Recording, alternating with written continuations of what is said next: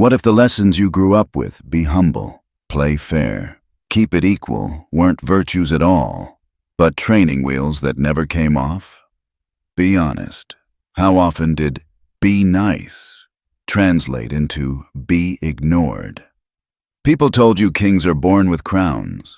They left out the part where real kings are forged quietly by isolation, betrayal, and decisions that cost something. The difference between a king and a peasant isn't blood, talent, or luck. It's mental posture. A peasant waits for direction. A king watches patterns. A peasant hopes for approval. A king moves as if he needs none because he doesn't. You were coached to think in public, to share everything, to crowdsource your dreams so other people would feel comfortable around them. You announced plans, dumped your feelings into the feed, and then wondered why every move was met with noise, doubt, and casual disrespect. That wasn't kindness. That was surrender. Don't confuse fear with virtue. Don't confuse obedience with wisdom. Don't confuse the weight of your chains with the weight of moral high ground. Power in the real world is psychological long before it's physical. Strategy beats sincerity. Outcomes beat intentions. People don't follow truth. They follow what they perceive as inevitable, and perception is rarely literal. Peasants think literally. They need instructions. They want labels. Kings think in angles. They know the stage is never the whole show. The curtains hide more than the spotlight reveals. Here's a dangerous truth.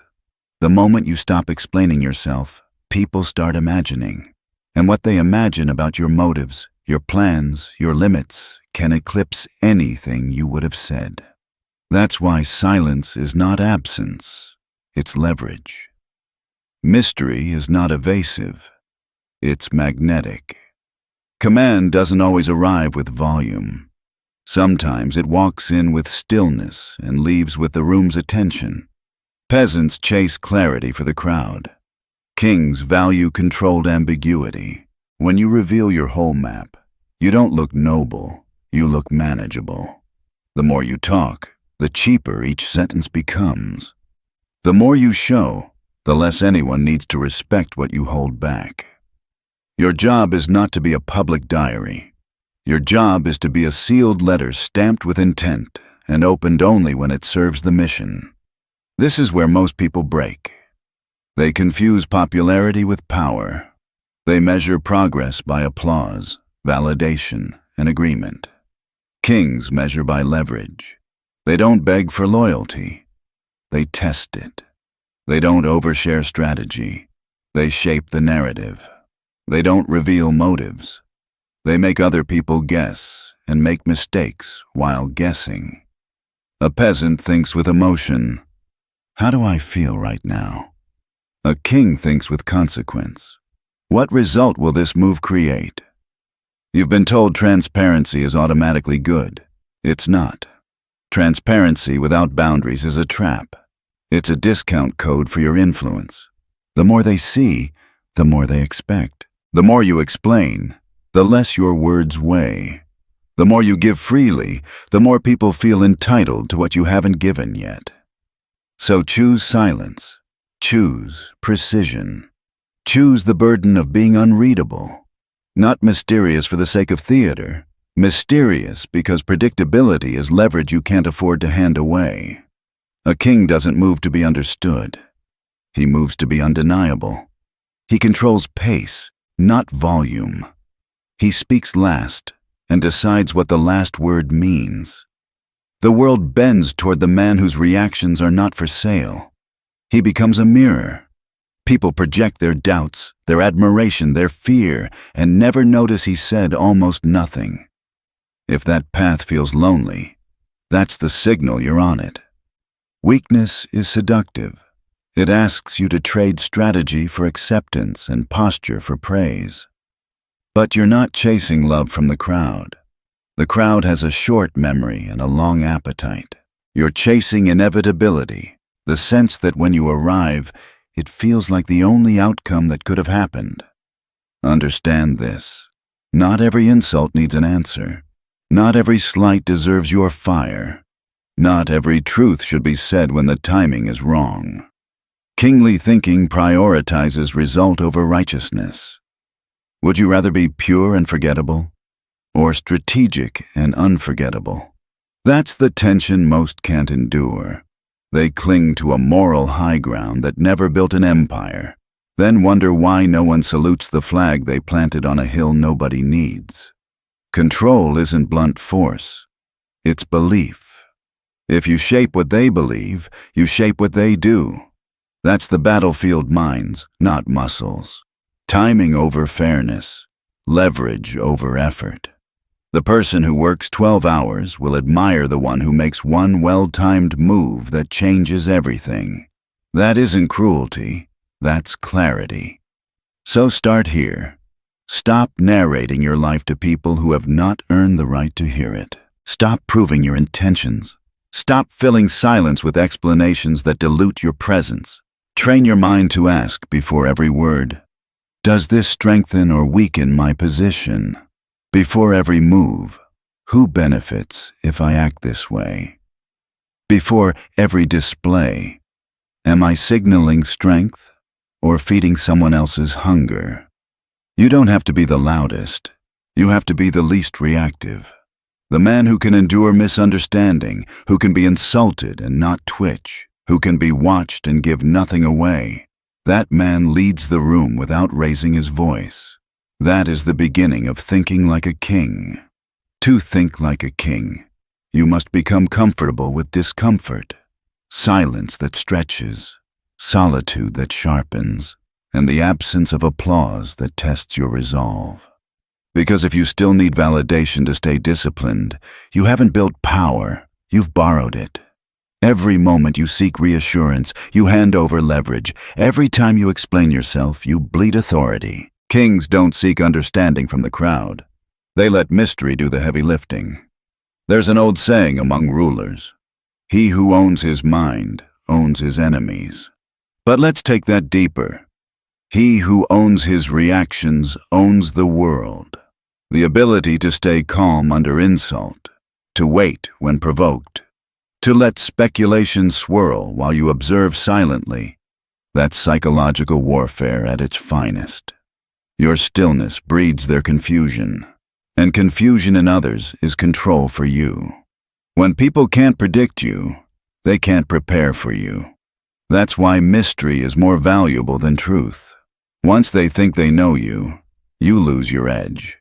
But when your next move feels like a storm waiting behind the clouds, no one dares to provoke it. This is what Machiavelli meant when he said a ruler must be both fox and lion, cunning and capable, unseen yet unstoppable. The peasant wants to be understood. The king prefers to be interpreted. He allows rumors, lets people guess, and benefits from their imagination. Because what they imagine about your power will always be larger than the truth, and that illusion is half your weapon. Power is not in display, it's in potential. The man who carries quiet potential who could strike but doesn't need to, commands infinitely more respect than the one who constantly performs his strength. So, if you catch yourself explaining your goals, stop. Let them underestimate you. Let them doubt you. Let them gossip while you build. The moment you explain, you give away mystery. The moment you justify, you trade power for approval. Build quietly, move strategically, and arrive without announcement. When your results speak, they don't argue, they listen. Silence can deliver a message louder than any speech. A king's greatest skill is patience. Not the passive kind, the weaponized kind. The patience that unnerves others.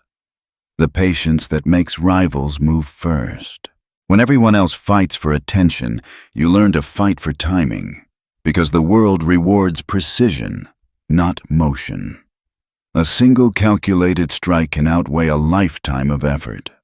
The man who understands leverage doesn't chase opportunity. He creates it by waiting until the field bends in his favor. In a world addicted to instant results, The calm man becomes terrifying. People fear what they can't rush, can't read, can't provoke. Your silence will make them talk. Your restraint will make them reveal themselves. Your discipline will make them crumble under their own impatience. That's the true art of influence, not to shout louder, but to control rhythm. So stop thinking your worth is tied to noise. The man who works endlessly just to be noticed will always envy the one who moves one piece on the board and changes the game. Effort is visible. Leverage is invisible. You are not rewarded for effort. You are rewarded for timing, restraint, and foresight. A king is not crowned because he wants it more. He's crowned because he knows when to act, where to press, and whom to remove. That's not brutality, it's clarity. The art of mental warfare. You don't need to be the strongest in the room. You need to be the coldest thinker in it. The one who can remain still while chaos unfolds. The one who endures misunderstanding without defending himself. The one who doesn't react, he calculates. Because a reaction is a gift, and kings don't give away power for free. The peasant reacts. The king observes. Observation creates distance, and distance creates control. You watch patterns, collect data, and act when emotion has cooled, when others have exhausted their energy, revealing every weakness. That's when your move lands like inevitability, not as a shout, but as a sentence that ends the discussion. This is not arrogance. This is discipline. Let silence ache. Let waiting sharpen you. Let rejection fuel focus instead of self-doubt. The applause you crave today is the leash that will pull you down tomorrow. The man who needs to be liked can never rise above those doing the liking. You must detach from that rhythm, the emotional rhythm of the crowd that cheers one day and forgets you the next. Understand this. The modern world punishes transparency. It preys on openness, twists vulnerability, and feeds on those who confuse exposure with connection. To survive it, you must become precise, deliberate, and unreadable. Every word, every gesture, every response should serve the empire you're building, not the emotions you're feeling.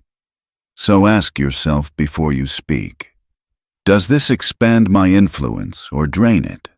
Before you share, does this strengthen my position or satisfy my ego? Before you act, is this for victory or for validation? Because every word is either a seed for power or a leak in your armor. The man who leaks his inner world to everyone hands over his empire one confession at a time. Your goal is not to be transparent. It's to be strategic. The more they see, the more they can reach you. The less they know, the less they can touch you. And the man who cannot be touched mentally, emotionally, or strategically becomes untouchable. That's how kings are made, not through bloodlines, but through mental walls built high enough that manipulation breaks on contact. This is the mindset you must master. To think like a king is to move like a ghost with a crown present, but unpredictable, powerful, but quiet, visible, but untouchable. To think like a king, you must stop chasing attention and start mastering presence. Presence is not about being seen. It's about being felt. It's the calm that fills a room without asking for permission. The world bends to the man who controls his rhythm, who moves slow while others rush, who speaks when it matters, who never fights for a spotlight he already owns. A king understands that every word, every action, every pause is currency. The peasant spends it freely explaining, reacting, confessing. The king invests it strategically. He knows that even silence has value when it makes others anxious. Because uncertainty is power. The less they know about your thoughts, the more they try to guess, and in their guessing, they reveal themselves. This is why kings don't ask to be understood. They allow themselves to be misunderstood deliberately. To the weak, your detachment will look like arrogance. Your boundaries will feel like coldness. Your silence will be mistaken for emptiness. Let them. Their misunderstanding is your protection. The more they misread you, the less they can predict you. The less they can predict you, the safer your power remains. You were not meant to be open to everyone. You were meant to be selective. That is not cruelty, it's survival. The modern world glorifies openness, but punishes it just as quickly. It wants you expressive, digestible, and dependent, because then you're not dangerous. But the moment you filter your words, guard your energy, and stop performing your emotions, people feel the shift. They can't explain it, but they sense it. You've become untouchable. You must understand, loyalty is not proven in comfort, it's tested in your ascension. Some people will cheer you when you're small because your smallness flatters them, but rise too high and watch their smiles stiffen. Their praise turns to envy, their support into distance. This is why a king does not measure loyalty by affection, but by endurance. Who remains when your success overshadows theirs? Who stays when your silence no longer benefits them? To rule your world, you must see people not for what they say, but for what they seek. Don't ask, why are they kind to me? Ask, what do they gain from it? Don't ask, do they like me? Ask, can they reach me? Every person you meet is either a supporter or a strategist, and often they are both. The king studies not their words, but their ambitions. This requires mental distance, a discipline that cuts through charm, flattery, and false praise. When you think like a peasant, you want to believe people's intentions. When you think like a king, you study their patterns. Who benefits from your transparency? Who thrives on your reactions? Once you see this, you stop being manipulated. You stop being used as a mirror for other people's insecurities. Imagine yourself as a lion in tall grass still, silent, observing. The gazelle sees no movement and relaxes. It thinks it's safe, but the lion knows better. Stillness doesn't mean weakness, it means patience. And when the time comes, a single, precise movement ends the game before it starts. That's how the king moves. Not loud, not reckless, but decisive, one strike, one outcome. To reach that level, you must eliminate the disease of approval from your system. You cannot rise while addicted to being liked. Every time you explain your boundaries, every time you justify your distance, every time you apologize for being focused, you sell a piece of your authority for pennies. The man who needs applause to stay confident is a slave to the ones clapping. Kings bow to no audience. Your power depends on this. Emotional neutrality. You must be immune to both insult and praise. Insults can shake you. Praise can seduce you. Both are forms of control. The man who can't be flattered can't be manipulated. The man who can't be provoked can't be defeated. Kings master both. They move only when logic, not emotion, tells them to. Before every word, pause. Before every move, measure. Before every reaction, ask, does this expand my empire, or does it shrink it? Because the world will always try to bait you into emotional reaction. That's how they gain control, by making you reveal your weakness in the heat of defense. But the moment you stop reacting, you stop being readable, and the unreadable man becomes untouchable. That's the secret Machiavelli hid in plain sight. Power belongs to the man who is least controlled by emotion and most controlled by calculation. True strength isn't shown through rage. It's proven in restraint. The king who can be insulted and remain still controls the man who insulted him. The ruler who waits, who studies, who lets his silence stretch until others unravel, that ruler wins without lifting a blade. When your silence makes others talk more, they will expose themselves. When your stillness makes others act faster, they will reveal their strategy. When your lack of reaction leaves them uncomfortable, they will project their fears onto you and call it arrogance, danger, mystery. Let them. That perception is power. You don't fight rumors, you use them. So train your presence to be your loudest voice. Let your calm unnerve them. Let your composure spark speculation. Let them whisper and wonder, what is he thinking? And while they waste energy guessing, you are already several moves ahead. Because the man who is moved by nothing moves everything around him. That's what makes a king dangerous, not his crown, not his army, but his mind. The mind that refuses to rush, refuses to explain, refuses to break its own rhythm for anyone. That mind doesn't just rule the game, it creates it.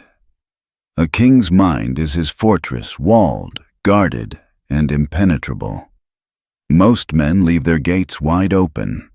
They speak before they think, post before they plan, reveal dreams to people who secretly hope they fail. Why?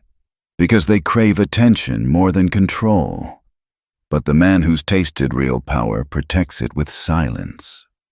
He understands that mystery builds respect, that withholding creates curiosity, and that detachment commands both fear and fascination. This is why the king surrounds himself not with friends, but with filters. Not with fans, but with firewalls. His question is never, do they like me? But, can they reach me? Because the moment people can reach you too easily, they can also use you too easily. To rule your domain, you must be hard to access and even harder to read. Let your distance make them wonder. Let your selectiveness make them earn proximity. Because real loyalty isn't proven in your comfort, it's proven in your rise. People will love your humility but resent your evolution. They will cheer your potential but envy your power. The same hands that clap for you in the crowd may one day sharpen knives when you outgrow them. That's why the king stays light on trust and heavy on observation. He listens more than he speaks, and he studies patterns more than promises. You must begin to see what others don't want you to see, the illusion of support. Ask yourself, do they love my essence, or do they love my accessibility? Do they respect my strength, or do they need my softness? Most people love you for what you give them, not for what you are.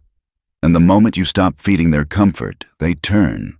The king accepts this truth early, and because he does, he can never be betrayed, only confirmed. That's the discipline of detachment. A mental clarity so sharp it slices through charm, flattery, and false affection. When you develop this clarity, you stop needing explanations.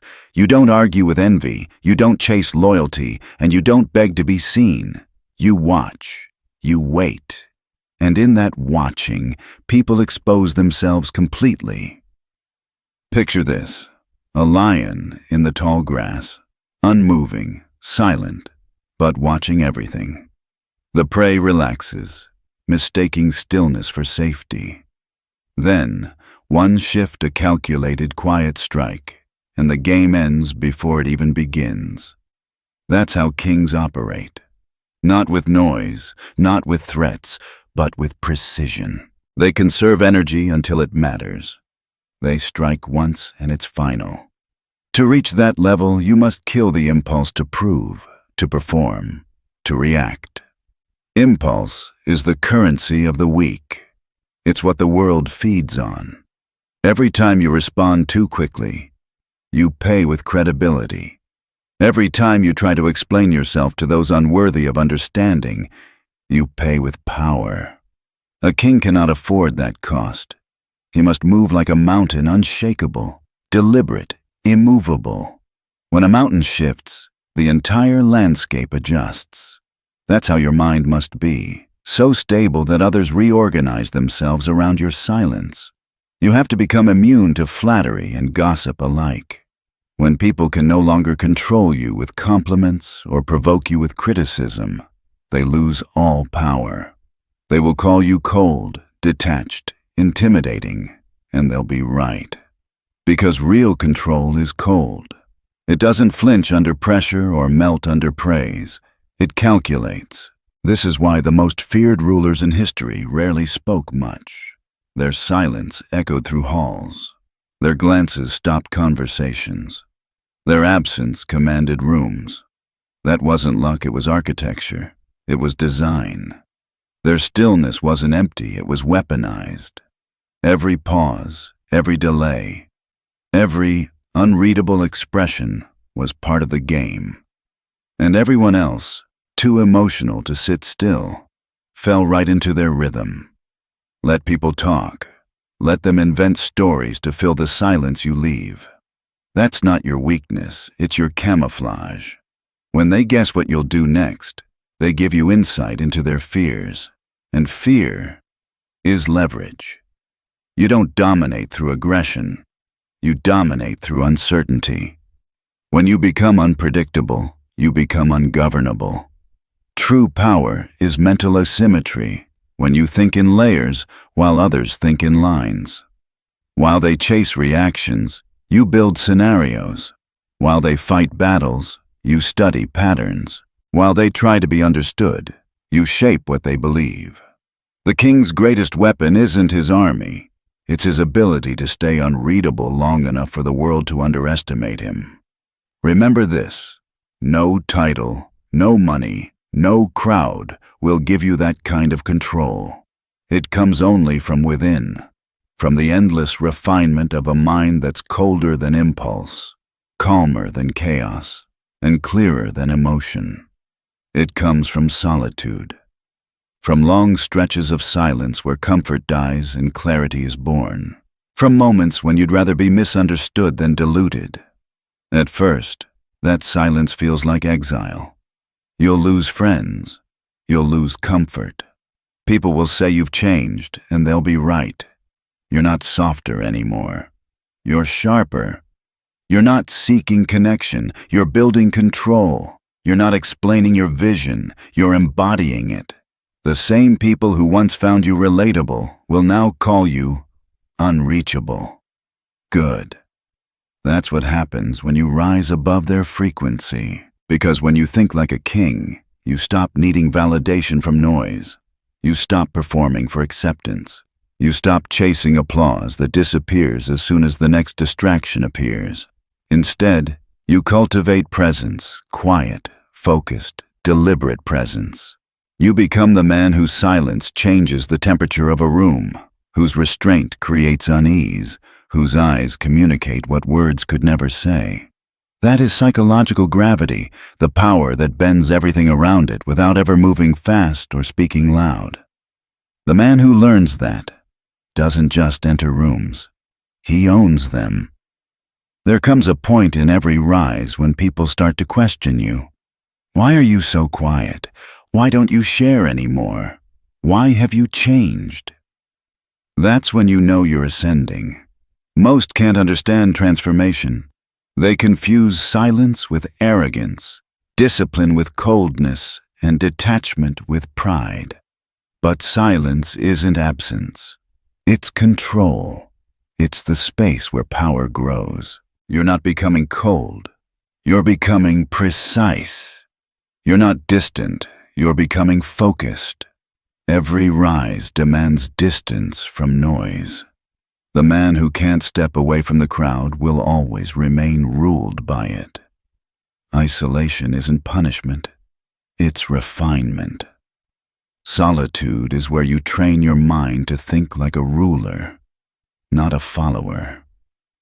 The world wants you emotional and exposed. The moment you stop reacting, they panic. They'll call you arrogant, cold, or dangerous. They're right. Because the man who can't be provoked can't be controlled. Your silence makes them guess. Your composure makes them uneasy. They can't read you anymore, and that's exactly how it should be. A king's strength is not in his volume, but his inevitability. He doesn't rush. He observes.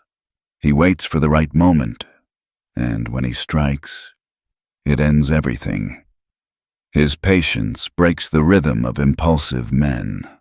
While they fight to be seen, he quietly becomes unstoppable. Power doesn't reward effort, it rewards leverage. The one who moves once with precision wins more than the one who moves endlessly without aim.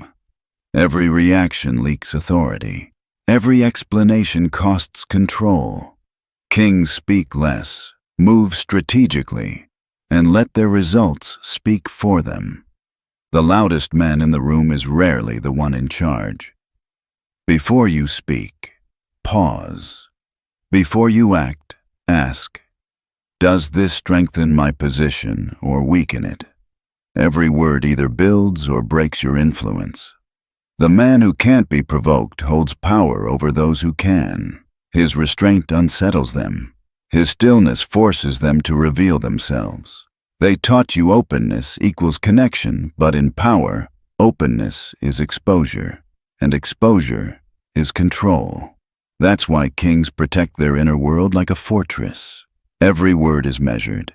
Every person is tested. The question isn't, do they like me? But, can they use me? Because those who can reach you can hurt you. Loyalty is tested in your rise, not your struggle. The ones who loved your humility may resent your strength. The ones who praised your dreams may turn when they see you living them. So the king watches. He trusts slowly, observes always, and relies on no applause. This is detachment, the discipline of seeing clearly without emotion. When you no longer need to explain, you stop being manipulated. You simply move. While others chase attention, you build leverage. While they seek validation, you gather control. They reveal everything. You reveal nothing until it's too late to stop you. That's how kings win without warning. The throne doesn't belong to the loudest voice. It belongs to the calmest mind.